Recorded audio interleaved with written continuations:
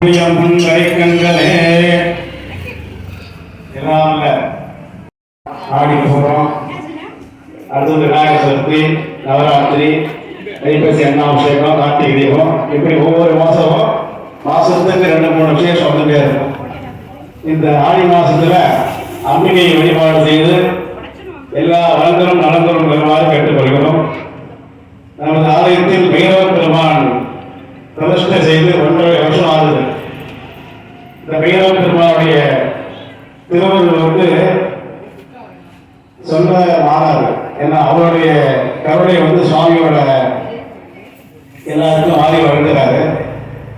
பைரவ பெருமானுடைய அருள் சக்தி பார்த்தீங்கன்னா, நான் தனியாக இருக்க மாட்டேன், என்னுடைய அம்சமாக வாராகி தேவி என்று வரணும்னு சொல்லிட்டு பைரவ பெருமானுடைய திருவள்ளுவர். அந்த திருவள்ளுவர் பார்த்தீங்கன்னா, பைரவ பெருமானுக்கு எதிரே சுவாமி எப்பவும் வாராகியை பார்த்துருக்கணும் அப்படின்னு சொல்லிட்டு சுவாமியோடைய எதிர்க்கே பார்த்தீங்கன்னா அம்பாள் சன்னதி பைரவ பெருமானுக்கு எதிராக வடக்கு புறமாக நோக்கி பிரதட்சணம் செய்யப்படுறோம். வராகி அம்மன் பார்த்தீங்கன்னா வடக்கு இருக்காங்க. அம்பிகை தான் முதல்ல பிரதானம். அந்த அம்பிகையுடைய வலது பக்கத்தில் வாராகி தேவியும், அம்பிகையுடைய இடது பக்கத்தில் ராஜ மாதங்கி என்று சொல்லக்கூடிய மாதங்கி தேவி இருப்பாங்க. அம்பிகைக்குடைய நந்தினியாக ராஜ மாதங்கி வருகிறார், இடது பக்கம் இருப்பாங்க. அப்ப அம்பிகையுடைய வலப்பக்கம் போர் தளபதி.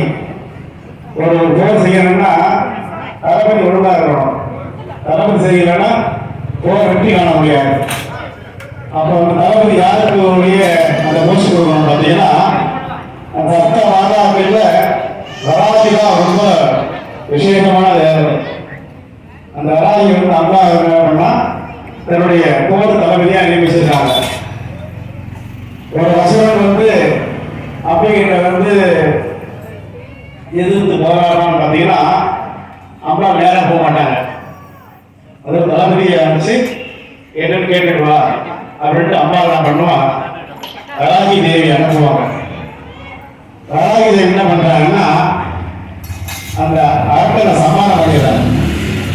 பண்ணிட்டு சொல்றாங்க, என்ன ஆச்சு போன விஷயம் இல்லவா, அவனதே முடிச்சுட்டு வாங்கிட்டேன் அப்படின்னா பார்த்துங்க எங்களுக்கு கேட்க சொன்னாங்க. ஆனா அம்மா வராகி என்ன பண்றா, அந்த அரக்கனை சமாதானம் பண்ணி ஜெயிச்சு வெற்றி காண்டு வந்துடுறாங்க. அப்பேற்பட்ட சக்தி இந்த வராகி தேவிக்கு உண்டு. இந்த வடக்கு முகமாக இருக்கின்ற வராகிக்கு ஆற்றல் அதிகம். ஒவ்வொரு திசைக்கும் ஒரு பலன் உண்டு.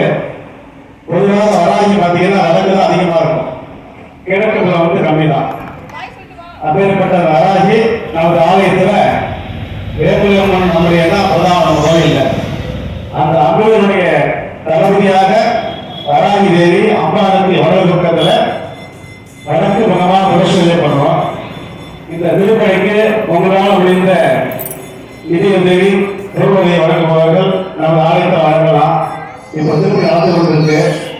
இந்த திருப்பணிக்கு தேவையான செங்கல், சிமெண்ட், இப்படி உங்களால் என்ன முடியுமோ, யாரும் வற்புறுத்தலை, உங்களால் முடிஞ்சது செய்யலாம். சுவாமிக்கு அவங்க செய்ய நம்ம சுவாமி பலனாக கொடுப்பாரு.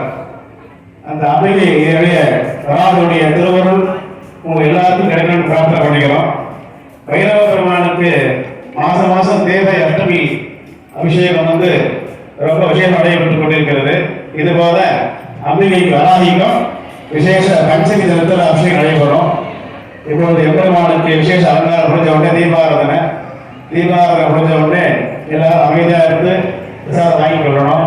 அடுத்த வாரம் வேம்புலி அம்மனுக்கு ஆடி மாதம் 2வது உற்சவம் திருவிழா நடைபெறும்.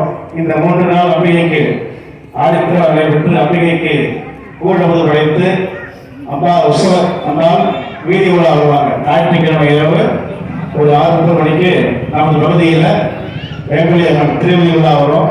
வெள்ளிக்கிழமை கங்கை அம்மனுக்கு காப்பம் கட்டி அம்பிகைக்கு ஊர்வாசல் நிகழ்ச்சி நடைபெறும்.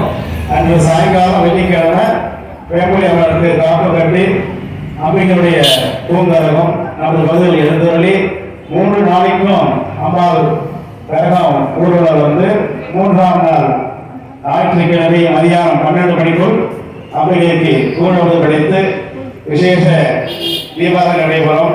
அதைத் தொடர்ந்து அன்று மாலை 6:30 மணிக்கு வேம்புலியம்மன் நமது பகுதியில் வான வேடிக்கையுடன் விசேஷ அலங்காரத்துடன் நமது பகுதியில் திருந்தி உலா வர இருக்கின்றார்.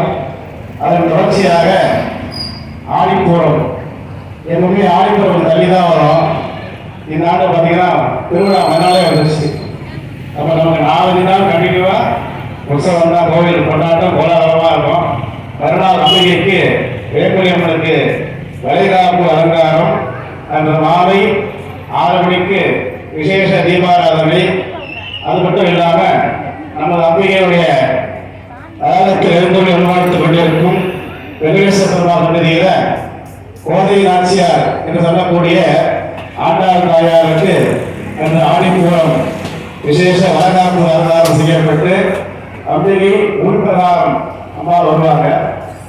இதனுடைய அனைத்து விழாவிலும் கலந்து கொண்டு அம்பிகையினுடைய திருவுருளை பெற்றுமாறு உங்கள் அன்போடு அனைவரையும் வருக வந்து வரவேற்கின்றோம். தங்களால் முயன்ற பராவி சந்நிதிக்கு முடிஞ்ச அளவுக்கு நீங்கள் நிதி வந்து செய்யலாம், செஞ்சீங்கன்னா ரொம்ப உதவியாக இருக்கும் என்று சொல்லி இப்போ சுவாமிக்கு விசேஷ தீபூஜை நடைபெறும். வந்து வாசிக்கலாம்.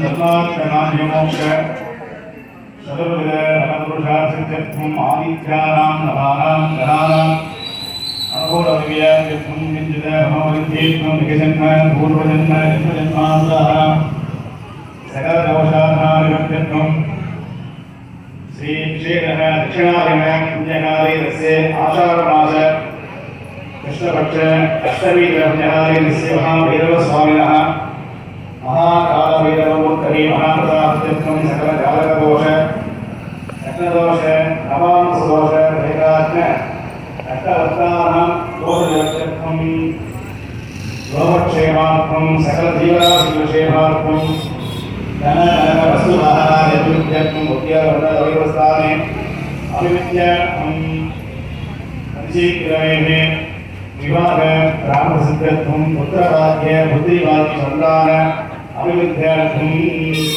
कलत्रदोष आंद्रियदोष सर्पदोष नागदोषनिवर्त्यर्थं श्री महाकालभैरवस्वामिनः पुष्पार्चनं करिष्ये। ओं गं भैरवाय नमः। ओं हं क्षेत्रपालभैरवाय नमः। ओं हं असितान्तभैरवाय नमः। ओं हं गुरुभैरवाय नमः। ओं हं चक्रभैरवाय नमः। ओं हं उन्नतभैरवाय नमः। ओं हं कपालभैरवाय नमः। ओं हं भीषणभैरवाय नमः। ओं हं क्रोधनभैरवाय नमः। ओं हं संहारभैरवाय नमः। ओं हं अष्टभैरवाय नमः। ओं हं अष्टाष्टभैरवाय नमः। ओं हं गणेशभैरवाय नमः। ओं हं त्रिपुरान्तकभैरवाय नमः। ओं हं सकलनाथभैरवाय नमः। ओं हं ऊर्ध्ववडगभैरवाय नमः। ओं हं कुलकालभैरवाय नमः। ओं हं त्रिशूलभैरवाय नमः। ओं हं योगभैरवाय नमः। ओं हं स्वर्णाकर्षणभैरवाय नमः। ओं हं गडगभैरवाय नमः। ओं हं ककाभैरवाय नमः। ओं हं शिवासनाय नमः। ओं हं ईशानमूर्तये नमः। ओं हं दत्तुडवक्त्राय नमः। ओं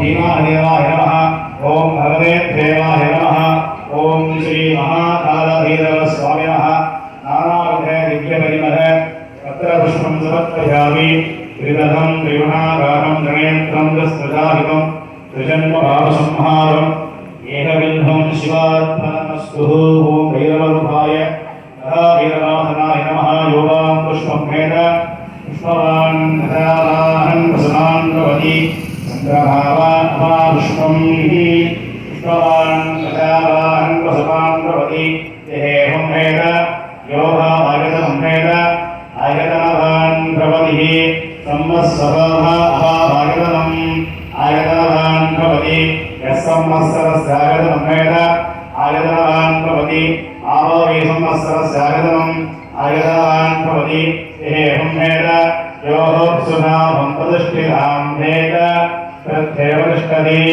राजाधिराजाय प्रसङ्गशालिनेः नमाभ्यं वै ईश्वराय कुर्महे समेकाभां काकामाय यज्ञोः कामेश्वरामीश्वरो ददातु कुबेरादरीश्वराय महाराजाय नमः देवदेवो तथा देवताधरोमसैलाण्डकोटिब्रह्माण्डस्य महाकालभैरवमूर्तये नमः एतोक्त मन्त्रपुष्पं समर्पयामि